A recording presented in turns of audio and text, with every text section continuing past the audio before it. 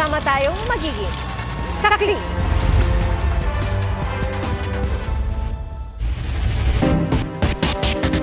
Dalawa araw na pong matinding traffic sa ilang bahagi ng NLEX matapos bumangga sa tulay. Sa Marilao, Bulacan, ang karga ng isang truck. Hawak na ng mga pulis ang driver.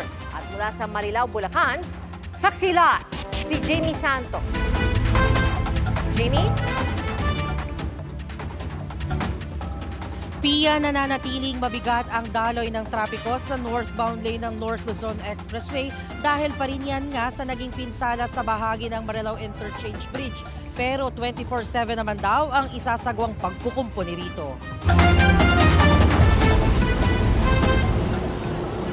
Kahit may zipper lane na at isang lane ang nagagamit, pero mahaba pa rin ang traffic sa northbound ng North Luzon Expressway o NLEX. Ang ibang motorista dumaan na sa shoulder o emergency bay para bumilis ang biyahe.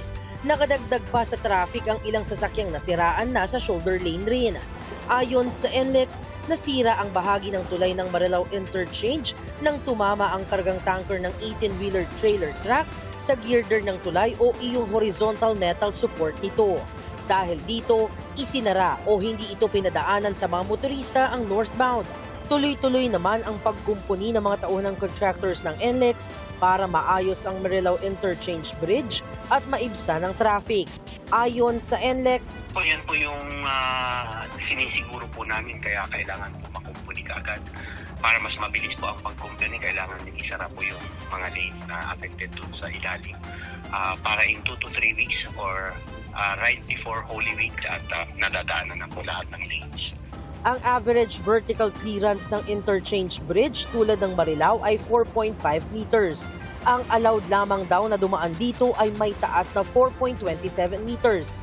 Ang truck na dumaan kasama ang load cylinder ay may taas na 4.9 meters. 4.27 meters lang yung vertical clearance o allowed na pumasok doon sa portion na yon.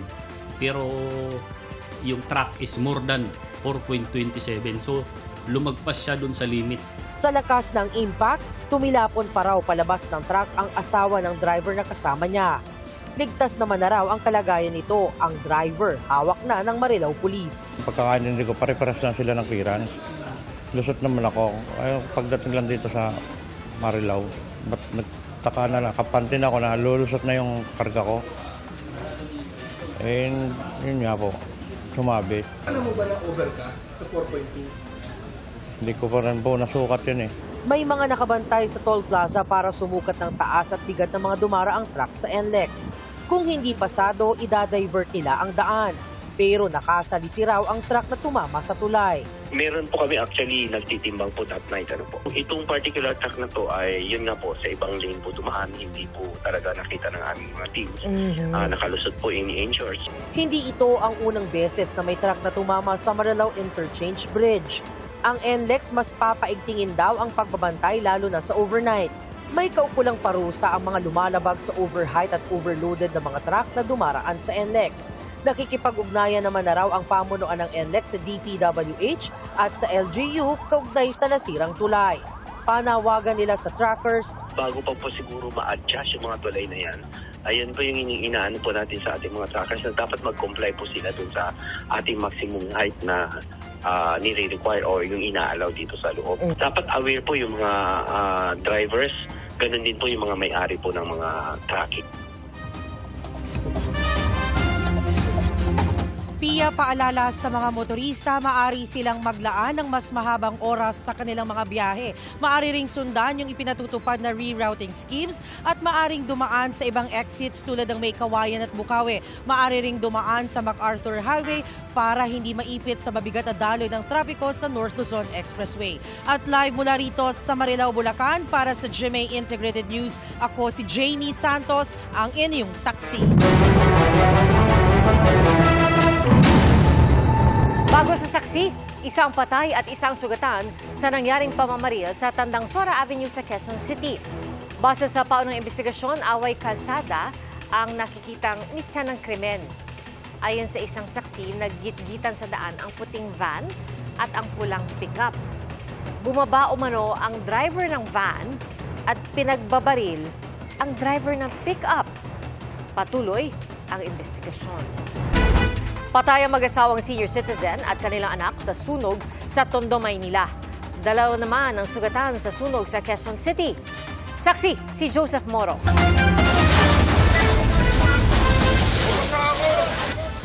Nabalot ng makapal na usok kasunod ng sunog na sumiklab ang isang residential area sa Tondo, Maynila pasado 1:00 ng hapon. Pahirapan ang pagapula ng mga bumbero. 18 pamilya o mahigit 50 individual ang apektado ng sunog na tumupok sa 6 na bahay. Ang masaklap, patay ang mag-asawang senior citizen na edad 70 at 78 at ang kanilang 45 anyos na anak. 4 naman ang sugatan kabilang ang isang fire volunteer na nabagsakan ng paleta. Nagpupumalahaw naman ang ginang na yan sa Quezon City na maabutang nasusunog ang kanyang bahay sa barangay Bagong Pag-asa. Kwento niya, umalis siya ng bahay para sa isang barangay meeting. Pag-uwi na po na bahay. Wala na po. Wala na siya nadating. Sa laki ng apoy, halos walang natira sa mga natupok na bahay na gawa sa light materials. Umabot sa unang alarma ang sunog at tumagal ng halos 1 oras. May pumutok doon namin na ano yun, paglabas namin, nasusunog na pala yung taas ng bahay namin. 2 ang nasugatan sa sunog. Alleged electrical, ang origin natin ay sa 2nd floor ng light materials. Inaalam pa ng BFP ang eksaktong bilang ng mga bahay na natupok pati ang bilang ng mga apektadong residente. Isang kainan naman sa Lingayen, Pangasinan ang nilamon ng apoy. Hindi namin makaya dahil malakas na yung apoy. Tapos wala na kami nagawa. Mabilis na tinupok ng apoy ang kainan na gawa sa light materials. Damay pati ang katabing establishmento. Pagdating din namin doon sa fire extinguisher is nasusunog na yung pastoral house. Sa paunang investigasyon ng mga bumbero, may nakita nakasaksak na electric fan clip sa isang kwarto kung saan nagsimula ang sunog. Payo ng BFP Pangasinan, maging alerto po tayo parate to precautionary measures like to pa-check po natin yung ating mga electrical connections sa ating mga kabayan. Iwasan din po natin ang paggamit po ng extension wires. Base sa datos ng GMA Integrated News Research, mahigit 700 insidente ng sunog ang naitala sa NCR ngayong taon mula January hanggang March 20. Para sa GMA Integrated News, Joseph Morong ang inyong saksi. Nalubog sa baha ang maraming lugar sa Eastern Samar dahil sa walang patid na pag-ulan. Sa barangay Beto sa bayan ng Taft, nagmistulang sapa ang paligid ng mga bahay. Isang pamilyang natrap naman sa baha ang sinagip sa barangay San Luis. 14 na barangay ang apektado sa naturang bayan. Mahigit 1,000 individual naman ang apektado ng baha sa Canavid batay sa tala ng OCD Region 8. Sabi ng Pag-asa, shear line ang nagpapaulan sa Visayas at easterlies naman sa iba pang lugar sa bansa. Sa rainfall forecast ng Metro Weather, mataas ang tsansa ng ulan sa Cagayan Valley, Cordillera, Southern Luzon, Bicol Region, Visayas at Mindanao. Posible rin ang pag-ulan sa Metro Manila. Patuloy na nakakaapekto sa Luzon ang amihan pero huling bugso na ang nararanasan ngayon. Ang Rodrigo Roa Duterte.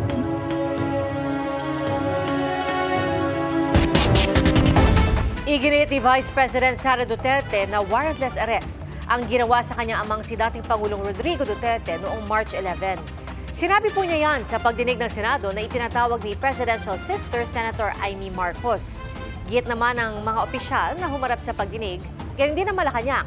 Alinsunod sa batas ang pag-aresto. Saksi, si Ian Cruz. This was patently an illegal arrest. Nanindigan si Vice President Sara Duterte sa pagharap niya online sa pagdinig ng Senate Committee on Foreign Relations. Wala na raw jurisdiksyon ng International Criminal Court sa Pilipinas dahil epektibo na noong 2019 ang withdrawal ng Pilipinas sa ICC. At dahil walang warrant mula sa Korte sa Pilipinas, warrantless arrest ang nangyari sa kanyang amang si dating Pangulong Rodrigo Duterte noong March 11 sa Villamor Air Base. Di rin daw nasunod ang Article 59 ng Rome Statute na dapat dinala muna sa competent court ang ama matapos maaresto. Pero giit ng Justice Department, legal at nasa proseso ang pag-aresto sa dating Pangulo. The IHL is the domestic law that we followed in recognizing the warrant of arrest issued against Rodrigo Roa Duterte. Which domestic law and process? Republic Act 9851, Your Honor. As mentioned previously. Yes, as mentioned previously, and within the provisions allows us two options, either extradition or surrender. We chose the executive mode, which is surrender. Ang chairperson ng komite at kapatid ng Pangulo na si Senadora Amy Marcos nagpakita ng video ukol sa naganap na pag-aresto. Isinuko natin si Rodrigo Roa Duterte sa dayuhan na para bang wala siyang sariling bayan, na para bang hindi na natin kayang humusga sa sarili nating tahanan. Pinakita rin ng Senadora ang mga pahayag ni Pangulong Bongbong Marcos na nagsasabing di tutulong ang Pilipinas sa ICC. Why is the SOJ now saying that we are nevertheless somehow, in some miraculous way, under the rubric of the international humanitarian law, still under its jurisdiction? Your Honor, it is not the Philippines that is under the jurisdiction. It is the individuals who are charged by the ICC, which is under the jurisdiction. There is a distinction. Our views evolved during times, at times, and I don't know if he still has the same view up to today, because we are talking about a clip which was done 1.5 years ago. Our minds can change, ma'am. Lumabas din sa pagdinig na hindi red notice, kundi diffusion request ang ipinadala ng Interpol sa Pilipinas at natanggap ng Philippine Center on Transnational Crime. Nakasad doon ang hiling na arestuhin si Duterte. Pinadala raw ang request matapos ang prior consultation sa gobyerno ng Pilipinas na pumayag na sumunod sa International Warrant of Arrest. Base raw ito sa warrant of arrest mula sa ICC. Ang diffusion po ay sa Article 97 ng Rules on Processing of Data is a standardized request Tama. to arrest, detain, or restrict movement of accused.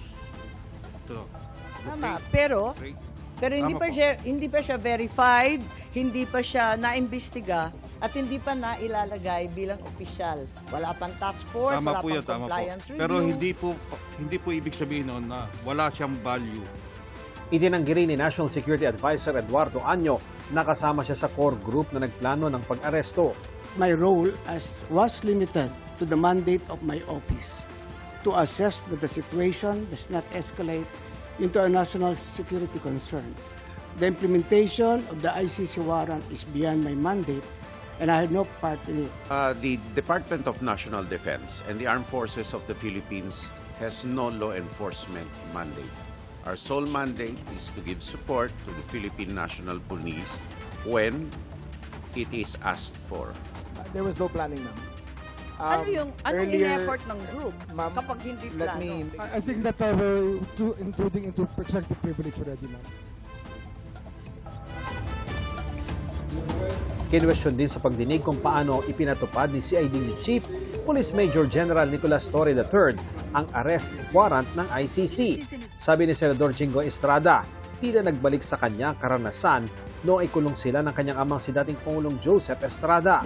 Sabi ng mga pulis, kalad ka rin na yan mga yan pag ayaw sumama. Parang nag-flashback sa akin yung mga ginawa ng mga kapulisan ng araw sa amin. At ang sabi mo, hihilahin ko yan, hihilahin ko yan. I made good of it, sir. Sabi ko, sir, hihilahin ko yan. And I went back to AS Medialdea, handcuff him. Tinanong din ni Estrada kung bakit pinagbawalan ng bise na makita ang ama sa Villamor Air Base. Ang sabi ni PRRD, papasukin niyo yung anak ko. Abogada siya. Nung kami po ay nakakulong, ang immediate members of the family, 24 hours, pwede bumisita sa amin. I have told the President that they can visit him at his detention facility because at this time, the order of the day is to load him into a plane. So that's what we endeavored to do, and that's what happens. Git ng Vice Presidente, politika ang motibo sa pag-aresto sa kanyang ama. Ginawa nila yun just to demolish political opponents. This is all about politics. The administration is using government resources, the ICC, to demolish the opposition. Sabi naman ni Senador Bongo na kilalang malapit sa dating Pangulo. Bagamat nirerespeto natin ang pagdinig na ito, sinasabi ko rin po ang aking mga hinanakit na parang too late na po. Walang problema sa akin mag-hearing kahit araw-araw po. Pero ang tanong, may babalik niyo pa ba si Tatay Digong? Ang Malacanang nanindigang naayon sa batas ang pag-aresto at pag-turnover sa dating Pangulo sa ICC. Alinsunod yan sa Republic Act 9851 o ang Philippine Act on Crimes Against International Humanitarian Law, Genocide and Other Crimes Against Humanity. Nandun po na sinasabi na maaari nating isuko. O ulitin po natin to Doon sa Section 17, sinasabi po na to extradite or to surrender to the International Court. Kahit po si Justice Carpio ay ipiniliwanag po ito na maaari po nating isurrender ang sinuman sa International Court.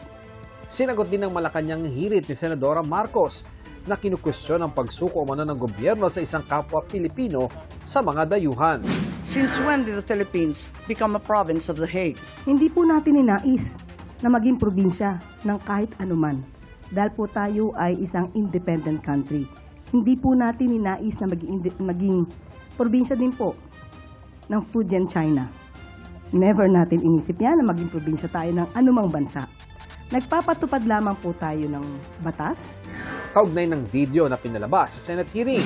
Yung video na may mga sound effects pa na para talagang maladrama ang dating. Yung gumawa po sana ng video ay hindi po na-cut o na-splice. Napakita rin po sana kung paano naharas ang kapulisan habang isinasagawa po ang pag-aaresto. Hindi naman daw minamasama ng palasyo ang mga pahayag ng presidential sister. Pero sana raw ay balansehin naman ito. Hindi halos makapagsalita, yung ating mga opisyal at natatabunan ng mga kwento ni Senator Amy. Sana maging balanse lang po sana. Para sa GMA Integrated News, ako si Ian Cruz, ang inyong saksi. Kinumpirma ng Department of Justice na tinanggihan ng Court of Appeal ng Timor-Leste ang extradition request laban kay dating Negros Oriental Representative Arnie Teves. Sa DOJ, ikinagulat nila ito lalo't 2 beses pumabor ang korte sa extradition noong June at December ng 2024. Humihingi ang DOJ ng clarification mula sa korte. Pag-aaralan daw ng gobyerno ang lahat ng legal remedy na pwedeng gawin. Naharap si Teves sa kasong murder dahil sa pagkakapatay kay dating Negros Oriental Governor Roel Tegamo at 9 na iba pa noong 2023. Dati nang itinanggi ni Teves na sangkot siya sa pagpatay kay Tegamo. Abogado naman ni Teves, tinawag ang desisyon ng Korte sa Timor-Leste na tagumpay ng rule of law. Arestado isang lalaki matapos manaksak gamit ang screwdriver sa Zamboanga City. At sa Bulacan, inagawan na ng motorsiklo, sinaksak pa ang 15 anyos na lalaki ng riding in tandem. Saksi si Bea Pinlac.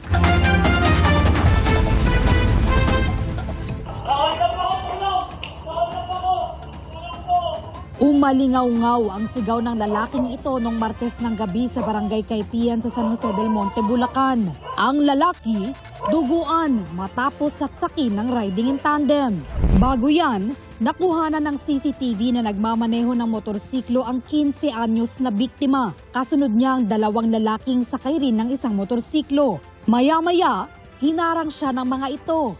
Bumaba ang angkas at sinunggaban ng saksak ang binatilyo bago tinangay ang kanyang motorsiklo. Yung daya ng saksak yung biktima natin, tumama sa tagiliran at forcibly tinangay po yung motor niyang dala-dala. Tumakas ang 2 suspect sakay ng magkahiwalay na motorsiklo. Dito na nakatakbo ang biktima para humingi ng tulong. Kwento ng kanyang ina, inutusan lang niya ang biktima para magpa-cash in sa tindahan para sa kanyang e-wallet. After 10 minutes lang, nagsisisigaw doon sa may gate na, Mami, tulong. Nasaksak ako, na-hold up ako. Yung motor, Mami, nakuha yung motor, gano'n siya ng gano'n. Sabi ko, huwag ka na magsalita, okay lang, motor lang yun. Basta ikaw, buhay ka. Sa salaysay ng biktima sa pulisya, napansin na raw niyang nagmamanman ang mga suspect nung nasa tindahan pa lang siya. Pagkatapos niya magpa-cash in, papunta po siya sa basketball court para manood po ng palaro. At akala niya po, yung sumunod sa kanya na nakita niya is pupunta rin po dun sa court na yun para manood. Nagpapagaling na sa ospital ang biktima na nagtamo ng mga saksak sa tagiliran. Nananawagan naman ng hustisya ang kanyang pamilya. Hindi ka na naawa sa bata, ang payat-payat ng anak ko. Hindi naman siya lumaban, binigay naman sa iyo yung motor. Ba't kailangan mo pang manaksak? Patuloy na tinutugis ng PNP ang mga suspect na posibleng maharap sa reklamong carnapping at frustrated homicide. Tila nagpatintero naman sa gilid ng kalsada ang dalawang lalaki sa Zamboanga City. Ang lalaking nakaitim na may bitbit na pamalo, hinahabol ng isa pang lalaki na may hawak na panaksak. Nagtakbuhan sila hanggang sa matumba sa kalsada ang nakaitim. Dito na siya naabutan at sinaksak sa ulo nang humabol sa kanya. Ayon sa PNP, screwdriver ang ginamit na panaksak ng suspect pero inaalam pa nila ang dahilan nito. Nung kinonfront niya, sir, yun na nag-ano silang dalawa, then bigla siyang in-stab ng screwdriver. So hindi niya alam na may screwdriver pala yun na dala. Pero bago yan, may iba pa palang biktima ang suspect. Sabi ng pulisya, isang lalaki rin ang sinaksak niya nang subukan niya itong agawan ng cellphone. Nagpapagaling na ang biktima na nagtamo ng sugat sa ulo. Nakakulong na ang suspect na posibleng maharap sa kasong frustrated homicide. Hindi pa siya nagbibigay ng pahayag. Sinusubukan pa ng GMA Integrated News na makuha ang pahayag ng mga biktima. Para sa GMA Integrated News, ako si Bea Pinlac, ang inyong saksi. Pinag-iisipan ni Vice President Sara Duterte na mag-apply ng legal aid sa ICC para sa kaso ng kanya amang si dating Pangulong Rodrigo Duterte. Idudulog sa pre-trial chamber ng ICC ang paraan ng pag-aresto sa dating Pangulo ayon sa kanyang lead counsel. At mula sa The Hague, Netherlands, saksi lahat si Mariz Umad. Mariz? Pia, sa ikatlong pagkakataon ay muling nabisita ni Vice President Sara Duterte ang kanyang ama si dating Pangulong Rodrigo Duterte dito nga sa Scriveningen Prison. At ayon sa kanya ay nailipat na sa regular na detention facility ang kanyang ama. Wala na sa hospital part ng pasilidad ang kanyang ama. Kaugnay naman sa kanyang kalusugan ay controlled daw ang sugar nito at minomonitor ng 4 na beses kada araw ang sugar ni dating Pangulong Rodrigo Duterte. Maayos naman ang iba pa niyang mga vital signs pero iniinda pa rin ang sakit ng tuhod. Pampalipas oras daw ng dating Pangulo ang panonood ng telebisyon. Sabi naman ni Vice President Sara, darating daw dito ang kanyang inang si Elizabeth Zimmerman para dumalaw sa dating Pangulo. Yung my mother is coming. My mother is coming. Wala pa Kailan, lang ma? Kailan po? Pero nakuha na po nila yung mga Shenzhen visa po. Kompleto na. Meron Schengen talaga na dati pa na visa ang mother ko. And then, I think nag-decide siya last night na pupunta siya dito. Whether or not makapasok daw siya, pupunta daw siya. Si Attorney Nicholas Kaufman naman sinabing posibleng ihain ang interim release in due time. Nang tanungin kung hihilingin nila ang libreng assistance o serbisyo ng OPCD o Office of Public Counsel for the Defense, narito ang pahayag ni Attorney Kaufman. There's no need for the OPCD. I think that's the unit that you're referring to. That's right. They're a very important unit at this court, but they provide logistic assistance, administrative assistance, but they don't provide substantive assistance to any team at the court, whether it be legally aided or privately funded. Pointless naman na mag-harbor ako ng feelings about what happened. Hindi na siya maibabalik. Hindi na mababalik si Pangulong Duterte sa Pilipinas. Tugon nito ni Vice President Sara Duterte nang matanong sa kanyang virtual conference tungkol sa nararamdaman kay National Security Advisor Eduardo Año na naging bahagi noon ng gabinete ni dating Pangulong Rodrigo Duterte. Sinasabing kasama raw siya sa core group na nagplano ng pag-aresto sa dating Pangulo, bagay na itinanggi ni Año. So what we should do as a country is move on from what happened. No? What will we do as our ways forward as a country and as a people from what happened? Sa kabila nito, patuloy raw nagagawa ng paraan ng kanilang kampo para maiuwi sa Pilipinas ang ama. Sa panayam kahapon sa lead counsel ng dating Pangulo na si Attorney Nicholas Kaufman, sinabi niyang isa sa idudulog nila sa pre-trial chamber 1 ang paraan ng pag-aresto kay Duterte. Everybody saw What happened to him when he returned to the Philippines was put onto a plane and thrown over here. So you will be filing for interim release? I'm not going to divulge defense strategy. Indirect co-perpetrator ang turing kay Duterte sa warrant of arrest na nilabas ng ICC sa kasong murder as a crime against humanity. Nabisuhan na raw niya si Duterte sa nature ng kinakaharap na kaso nang dalawin niya ito ulit kahapon sa ICC Detention Center. Bukod dito, ayaw na ni Kaufman magbigay ng iba pang detalye kung paano dedepensahan si Duterte sa confirmation of charges hearing sa September 23. Ayaw pa rin sabihin ni Kaufman kung sino-sino ang magiging bahagi ng legal team, pero kumukonsulta pa rin daw siya sa mga Pilipinong abogado. I'm already taking advice from Filipino lawyers. I have to in a case like this. There is an essential element of any case at the International Criminal Court that there is a need for foreign lawyers. So there will definitely be involvement of Filipino lawyers. I need them. Ayon kay Vice President Duterte, may isa pang foreign lawyer siyang kakausapin at interviewin para madagdag sa binubuong legal team ng dating Pangulo. Pinag-iisipan din daw nilang mag-apply para sa legal aid sa ICC. Magkano ang gastos ng pamilya namin sa kaso ni Pangulong Rodrigo Duterte sa ICC?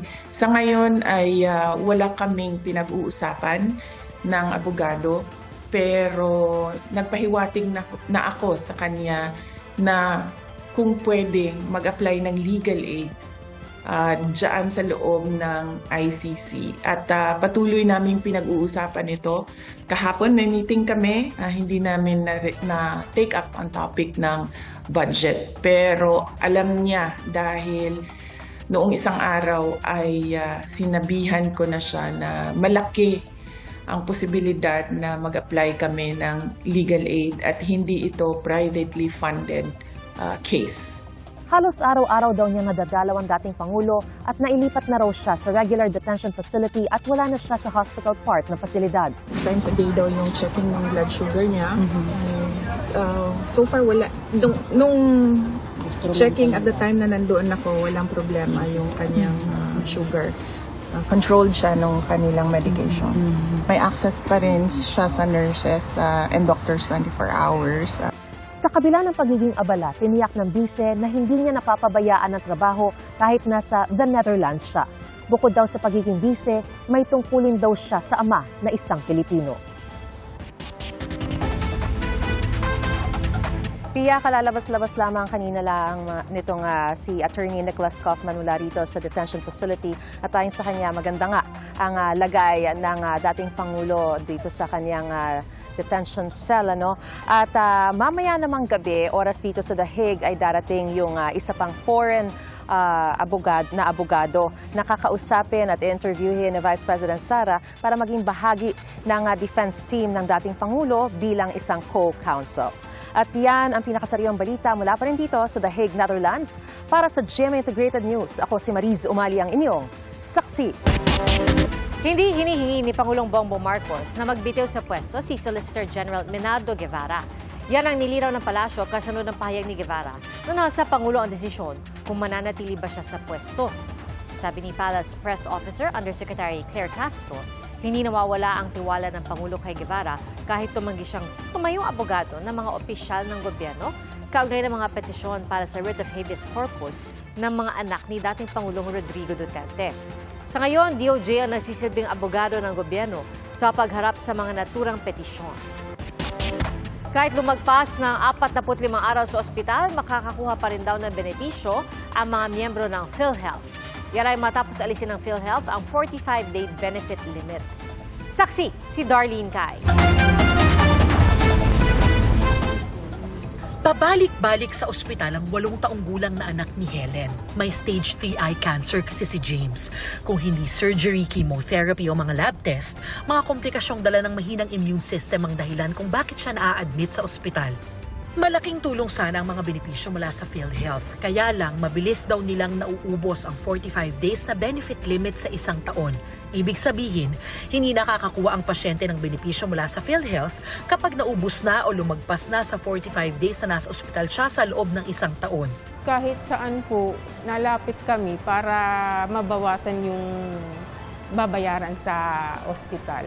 As in, mahirap po talagang minsan iiyakan na lang. dahil sa Hindi na ngayon. Sa PhilHealth Circular 2025-0007 na inilabas ngayong araw, tinatanggal na ang 45-day benefit limit. With the lifting of the 45 days, lahat na ng cases, any illness, pwede nang magamit more than the 45 days. Saklaw ng bagong circular ang lahat ng sakit o surgical procedures na may case rate o special package ang PhilHealth. Gaano ka man katagal na confined, paulit-ulit man, at humigit ka na ng 45 days, wala na magiging problema kasi babayadan na natin siya. Hindi na na-exhaust yung benefits mo. May limitasyon dati ang pagkuha ng benepisyo dahil daw sa pagtitipid o cost containment strategy ng dating Medicare program sa ilalim ng Republic Act 6111. Pero ngayon, pinalawig na ang mandato ng PhilHealth sa ilalim ng Universal Healthcare Act. Magiging malaking tulong daw ito para sa 11 taong gulang na si Sam na may brain tumor. Kapag natuloy na raw ang 2 operasyon para matanggal na ang kanyang tumor, tiyak na magtatagal daw siya sa ospital. Malaking tulong po yung kung talaga may extend nila yung tulong para sa aming mga cancer patient na lumalaban.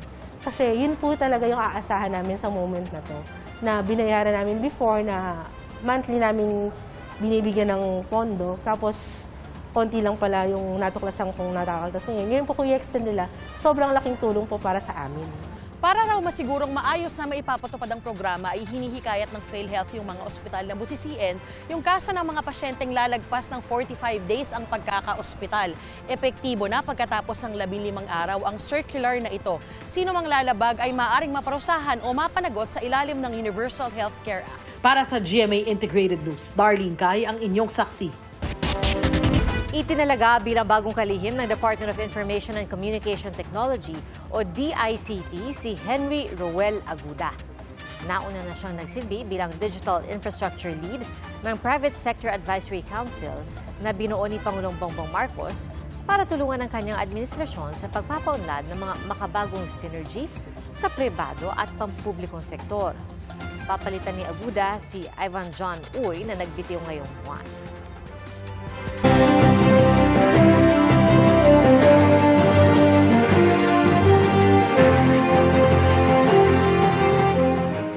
Tatlong araw bagong eleksyon 2025, pagsusulong sa iba't ibang karapatan ng mga Pilipino ang iginiit ng mga kandidato sa pagkasenador sa kanilang kampanya. Ating saksihan. Nakiisa si Kiko Pangilinan sa selebrasyon ng Buwan ng Kababaihan sa Misamis Oriental. Pagsugpo sa korupsyon ang isinulong ni Ariel Querubin sa Laguna. Pagtutulungan ng LGU at national government ang binigyang halaga ni Senador Francis Tolentino sa Valenzuela. Si Congresswoman Camille Villar tiniyakang suporta sa karapatan ng kababaihan. Sa Maynila, karapatan ng manggagawang Pilipino ang isinulong ni Jerome Adonis. Naroon din si Wilson Amad na nais mapabilis ang transaction sa government agencies. Si Representative Franz Castro inihayag ang importansya ng natural resources ng bansa. Plataporma nakasentro sa social and economic justice ang idiniin ni Luke Espiritu. Sa Camarines Sur, momento sa sahod ng health workers ang ipinanawagan ni Nars Aline Andamo. Kasama niya si Mimi Doringo na nais maglatag ng batas para masugpo ang kahirapan. Karapatan ng mga Muslim at katutubo ang binigyang halaga ni Amira Lidasan. Si Liza Masa itinutulok ang pagkakaroon ng independent foreign policy. Suporta sa mga magsasaka at mangingisda ang ipinangako ni Benhur Abalo sa Quezon. Pagkakaisa sa gitna ng mga hamon sa bansa ang ipinanawagan ni Bam Aquino sa Bacolod. Libreng maintenance medicine sa senior citizens ang binigyang diin ni Abby Binay sa Batangas. Sa Misamis Occidental, nakipagdialogo sa women's leaders at lokal na opisyal sa Senador Pia Cayetano. Si Atty. Angelo de Alba inihayang advokasya para sa mga children with special needs. Patuloy po naming sinusundan ang kampanya ng mga tumatakbong senador sa eleksyon 2025. Para sa GMA Integrated News, ako po si JP Soriano, ang inyong saksi. Hindi na po kinakailangan ni Pope Francis ng mechanical ventilation tuwing gabi. Ayon po yan sa press office ng Holy See. Nabawasan na rin daw ang pangangailangan niya ng high-flow oxygen therapy sa umaga. Ayon sa kanyang mga doktor, kontrolado na ang mga impeksyon sa kanyang baga pero hindi pa ito nawawala. Nananatili ring walang lagnat ang Santo Papa at normal ang kanyang clinical analysis.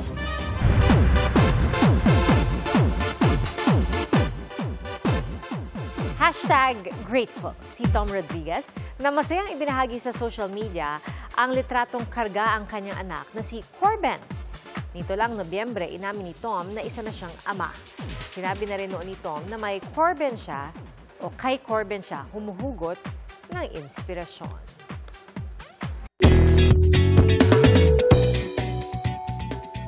Nangunguna pa rin ang Finland sa pinakamasayang bansa sa mundo ayon sa World Happiness Report. Pero pang ilan kaya ang Pilipinas? Ating saksihan. Sabi nila, likas na masayahin ang mga Pinoy. Kahit ano pang unos ang pagdaanan, hindi mawawala ang ngiti. Pero ano nga ba ang nagpapasaya sa mga Pinoy? Yan ang tinanong namin sa mga kapuso online. Lumitaw sa sagot ng marami, pera.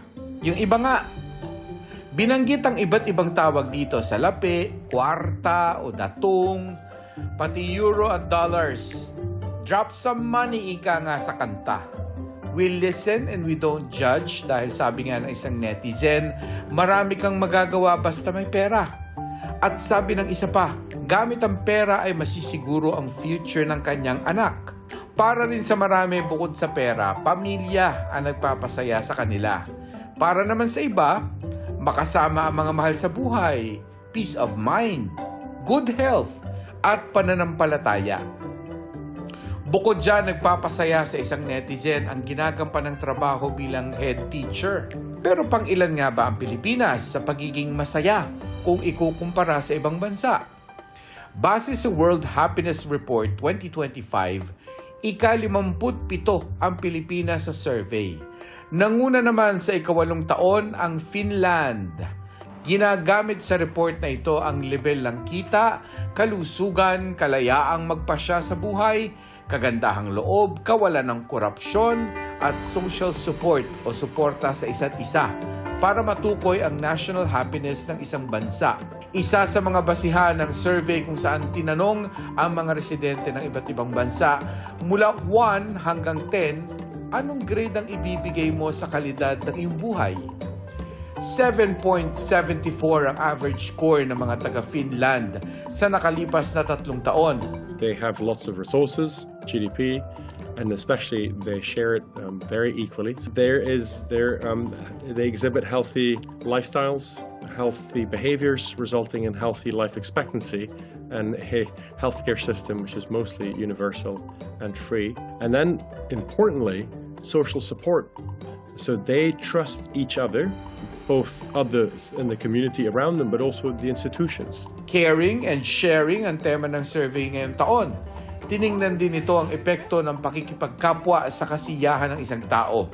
It's a good thing to put a spotlight on places like Costa Rica and Mexico. They do not necessarily have the high income GDP per capita and the redistribution through the welfare state. What they do have, and this is also something we focus in on this year, is they have a very strong family set of family ties, so their immediate community is very strong. Para sa GMA Integrated News, ako si Mark Salazar, ang inyong saksi.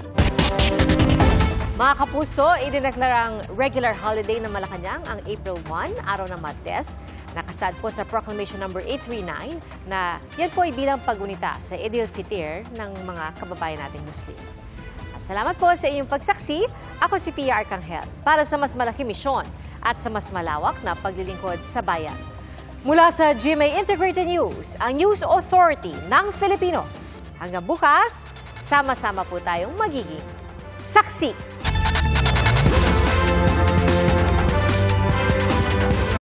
Mga kapuso, maging una sa saksi. Mag-subscribe sa GMA Integrated News sa YouTube para sa iba't ibang balita.